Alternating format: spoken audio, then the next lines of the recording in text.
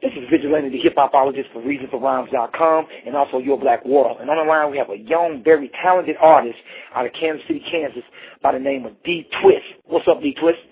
Nothing much, man. Over here chilling. No doubt, no doubt. And then you got this new album out, Trailmatic, that's making a lot of noise, man. You got 25K on the video, man. You just put it out, man. You're doing numbers. I see it all over Facebook, man. You're independent. You're hooking up with Little Flip. I see you with Luck Kennedy and Dilemma. You're doing a lot. You're pretty busy, man. This is your season, man. So let people know what's up about that. I just dropped this album called Trailmatic. I came out with the physical copy first, as far as the Texas distribution in California. Then I brought it up here to Kansas, to like the Wax Factory, Seven Heaven. And now today, officially, it's the online push. So now it's on iTunes, Google Play, basically anywhere you can find music online, I'm there. I could even be on your Xbox. No doubt, no doubt. That's big time right there. So being a young artist in the game, what are some of the highs and lows of being a rapper, being that how the music have changed? It seems to change every second, and also doing it independently, instead of being on a major label. How is that grind? Is that grind a type of grind that can get you to the next level?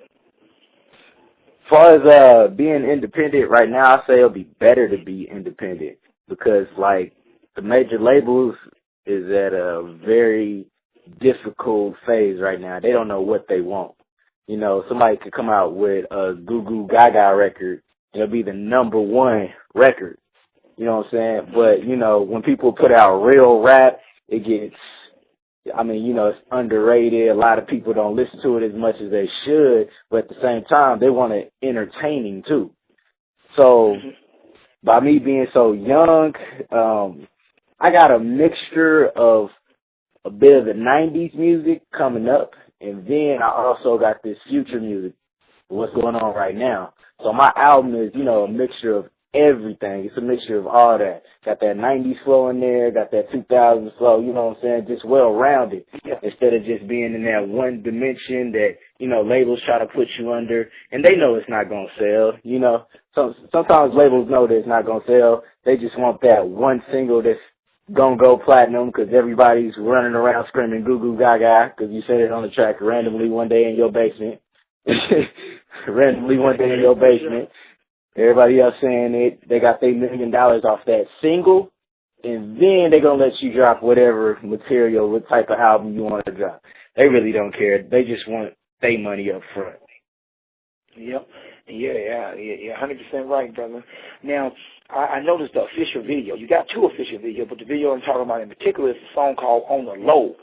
Which is a real good story that you're telling, and nice video, man. Tell me how that concept came about, the video, and this new single that you're pushing now. Okay, this new single, On the Low, I shot a video for it here, and really the main vocal point was like a basic conversation. Like, that's what people highlight about music, something that's real. And I think one of the most real things is the male to female conversation. That's like one of the most natural things ever, but it also could be the most uncomfortable thing ever. So what I did is, in the video, I made it to the point where I see a young lady, it's a very normal approach. It's like, hey, how you doing type deal. And then this whole scene happens, and then it ends up being a dream. It just keeps people entertained, something different, something new, something refreshed. And then the video is crystal clear. It was shot by my man Fred. It's crystal clear. It's a lot different from, a lot of the local Kansas City, Kansas artists.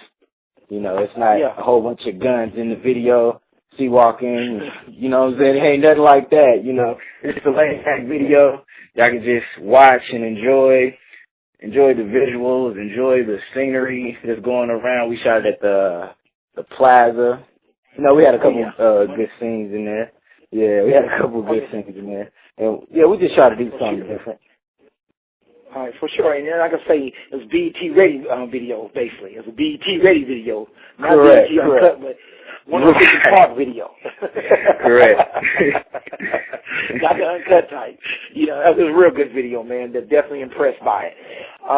So as you put out this, when you came out with this album, Trailmatic, coming from the album you put out 2 years ago, what is the different transition from the last album to this album? Because, you know, a lot of people around this area, maybe not the national audience, don't know that you got a bunch of mixtapes that you had out, too, and you're real popular on thatpiff.com and mixtapes circuit. What made you come out with an official album? The reason why I came out with the official album was because I was getting the buzz from the mixtapes.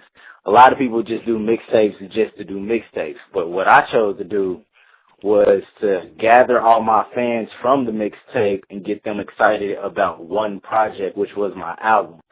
You know, I could have put anybody on my album by me channeling my energy not to do the mixtape for a while and just strictly writing for my album. I think that got fans excited right there because at the same time, I'm just dropping random songs out just to let them know that the album's coming. So by the time the album got here, people was like, what's he going to say next?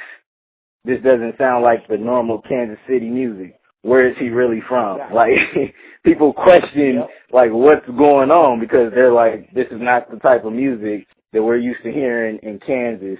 But, you know, as far as like a Texas crowd who's heard some of this music before, like some of these instrumentals, beat patterns before, are like, oh yeah, we like it. We got something in our CD player that's sort of like that, but it's better. The reason why it's better, it's new, it's different, and it's someone I've never heard before.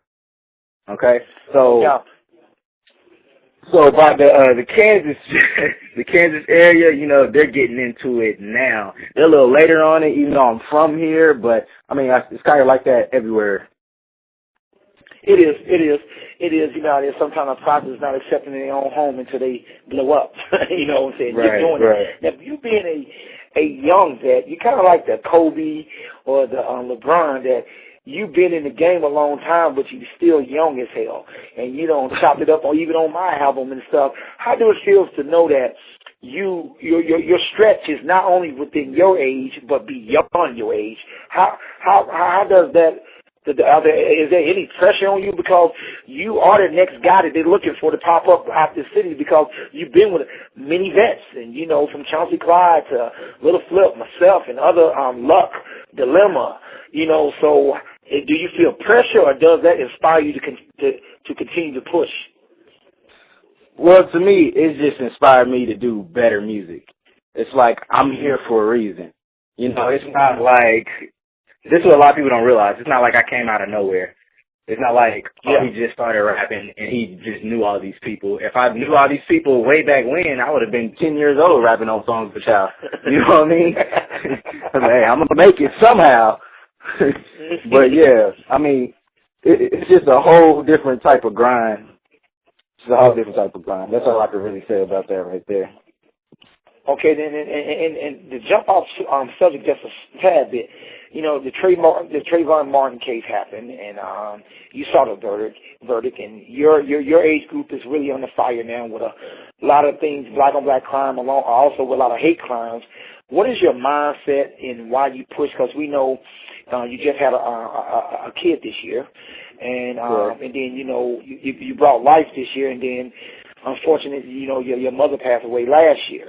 Tell us the mindset of what your focus is, because people have no idea the highs that you had and the lows that you had, and now you got to put all this together to go to the next level. Can you kind of let the audience know, by you being young and still focused and go through all this tribulation and see the Trayvon Martin case along with the things you've been through, how does that put you in? What mindset does that put you in? Okay, like, as far as the Trayvon Martin case, that's going to be something that, you know, that's going to be remembered forever. But I would like to think of it as, let's remember it by Trayvon Martin and not by George Zingerman, because it wasn't about him. It was about Trayvon Martin, what was going on, the situation, where they was, the certain rules and regulations in that particular area. Is it right? Is it wrong? Okay, and another thing, that verdict came out actually on my birthday. So that's another reason why I'll never forget that. So, just to get into the case a little bit, I mean, to me, it makes no sense if you're a neighborhood watch and you're carrying a gun. I don't think that makes any sense to me because last time I checked, a neighborhood watch is somebody who observes and call the authorities when something is reaching a point where it's out of their hands or out of a neighbor's hands. You know what I mean? That's what I thought a neighborhood watch was. I didn't think neighborhood watches were supposed to just follow you randomly just to see if you were up to something, and if you were not up to something, make it seem like you were up to something. Yeah. You know? That, I agree. okay. I agree. Okay, that's what that case. I'm sorry, and what was the second part of the question? And the second part was that you know, your age bracket is the one you see shooting and killing, and you know, sometimes stereotyped.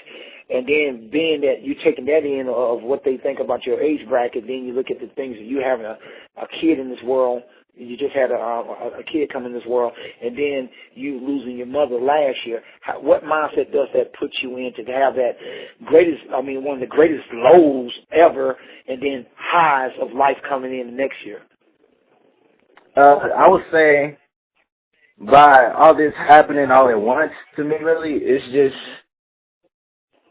the perseverance and the will to live. So any situation that I go through, I just got to channel my mind into focusing on what's really important. And at the end of the day, what's really important is how do you want to be remembered when you leave this earth?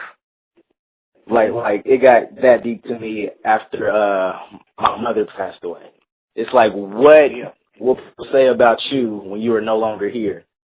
Rest in peace to my mother, but that was an amazing woman, and I hear about it wherever I go. I can be going, like, simple as going to Quick Trip. Sorry to hear about your mom. She was amazing. Like, I want people to have that same type of feeling about me when I'm gone. I want people to say, oh, Devin's gone? He was absolutely amazing. Nothing bad to say about him. You know, in a perfect world, you know what I mean? But, hey, that's just the vision that you would want to have for yourself. And then as far as me bringing my son here was just absolutely incredible. Like you said, it was like the lowest of the low and the highest of the high. I don't know. Life just has a weird way of running full circle with your emotions, and then life tests you. It's your all-time low and it's your all-time high. And it'll just keep doing it just to see how strong you are within yourself as a person. And then once you figure out how strong you are within yourself as a person, you'll be able to live the rest of your life comfortably. And I think that's kind of where I'm at right now. Like, now I'm focusing on what really matters. Exactly. Trailmatic, y'all. Trailmatic. Where can people find you at DTwist? Where can they find me at? As far as the CD? Yeah. Social media is kind of kick it out there, let people know where they can find DTwist at. Okay, here we go. On Twitter, I'm at DTwist15. That's DTWIST15. Those are numbers. The number 1, the number 5, DTwist15. On Twitter, on Facebook, you can get me at facebook.com/DTwist15. Same type of deal. And then on YouTube, it's going to be youtube.com/DB200815. No doubt, y'all. This has been DTwist. This is Vigilante for Your Black World and Rita Ferran. And we are out, and we thank everybody for listening to Your Black World. And we're going to keep pushing, Twist. We're going to keep this thing going. And, hey, Twist, also let them know where you're touring at, man. Oh, man, I got a bunch of dates set up right now. I got a few dates in Texas. I don't have the exact dates on me. I just got the time period. So around August, I'll be in Texas. Around September, I'm going to be in Cleveland. I'm just going to be touring all over the United States. That's just the main plan right there, just to get my music out there, let them know about some different Kansas music, so to speak. No doubt, man. And we're looking forward to getting you back on a little bit later, man. So we are out.